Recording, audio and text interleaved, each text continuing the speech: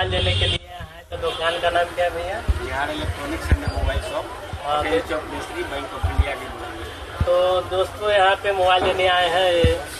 Set model number 55 है, Samsung का है, 12 GB रैम है और एक्सटर्नल 256 GB है। तो दोस्तों मोबाइल सेट को आपको बता रहे हैं, ये देखिए यहाँ पे, और देख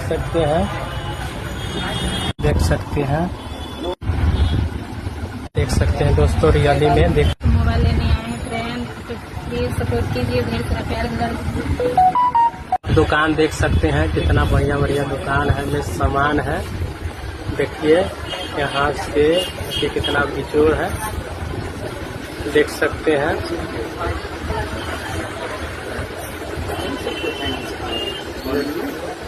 और दोस्तों यूट्यूब पर पैसा मिला है उसी से।